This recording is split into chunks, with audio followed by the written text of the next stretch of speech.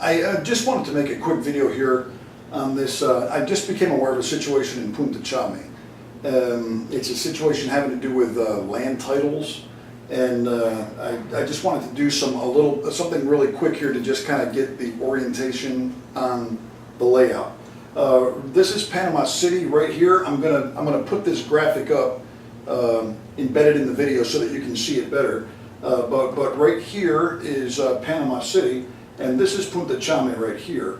To drive there, you take the road out and around to Chame, and then you go out onto the point. So this is where Punta Chame is located in reference to Panama City. This is a satellite view of the image. You can see my rather poor drawing or rendition here, which kind of looks like something else, but try to ignore that. Here's the land. You can see the lots here, and there's some annotations drawn on this that I'll get to in a second. Now, the way that the land is set up here, this is the blue represents water and the green represents the land. And what you basically have is this one road that runs down the middle of it. And then what you have is you have individual lots that go down to the water line, okay? So anybody that has, and this land has all been titled since the 70s and 80s. It's been titled for a long, long time. Now, okay, I'm going to start over again and see if maybe that noise has gone away. That guy's going to drive away. Good. Goodbye. All right. So anyway, let me drop back a little bit here. So here's the road that runs down the middle of Punta Chame, and then all of these individual lots have been titled for years, going back to the 70s and the 80s. Now, the way these read is so many meters on the front of the road, and then so many meters down one side. And then on the end, they all say that this is the ocean side. They call it the ocean side or the bay side. And then they all say on the southern boundary is with the ocean. Okay. Now, what has happened here over the years is that the ocean has deposited sand, and additional land basically has grown, so that Punta Chame itself has gotten bigger over the years. Now, what they've done, and this is the part that's truly amazing, they've come in behind this and basically created new lots behind these people that supposedly own the land down to the water. That's what this represents here and this here. Now, this isn't something that they're planning on doing. It's already been done. The titles are already registered in the public registry. The INATI has already issued these titles, and this land is being posted for sale on the internet. In one case, they have a parcel which is 9,000 square meters, and it's being sold for $1.5 million. Now, these people that own these properties right here, they all think they have beachfront property, and I just found out about this literally yesterday. I was contacted by one of the property owners here who's trying to sell his land, and the person that they were going to sell it to said, "Hey, what's this fence? What's this fenced off area behind here?" And then that's how they found out about it. So they're starting to do the investigation. And who is it that did these titles? Who is it that issued this paperwork and made this legal?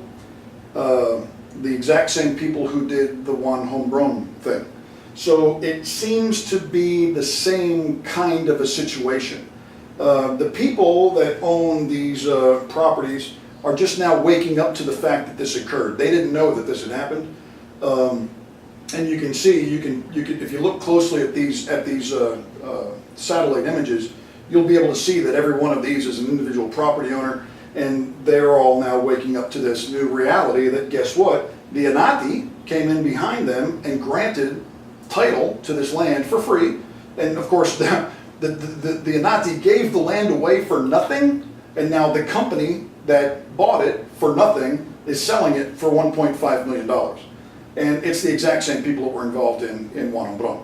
So I'm sure that this thing is going to go. It's going to go crazy. It's going to. I mean, as far as Panama news is concerned, it's going to be another big deal.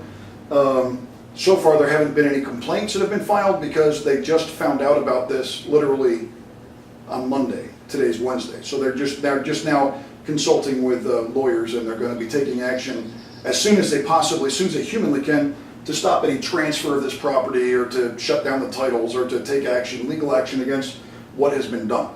And so far, we know about one parcel. However, there's a suspicion that it was probably done all along the coast of Chame.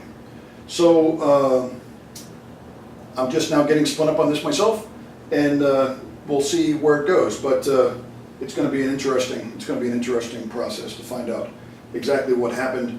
And of course, you know, anybody who knows anything about Panama knows that it takes forever to get land title, and this happened within days. So the investigations are gonna be starting here. So anyway, that's it. And I'm going to put up these graphics so you can see them close up, and starting to do my own investigation and find out who the players are and begin to figure out this process.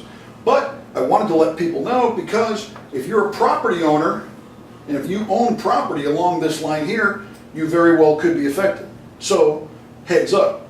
If you're thinking about buying something along here, heads up, because there was a guy here who was ready to spend $1.5 million on a piece of land, and if it all goes down the way I believe it's going to go down. Oh, they got this priced at fire sale prices, by the way. They're selling it for like $80 a square meter, when land along here actually goes for about $200 a square meter. So they're trying to get rid of it quickly.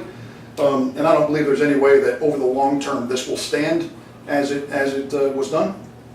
So if you're either affected, you could possibly be affected if you're a property owner already, or if you're a potential buyer.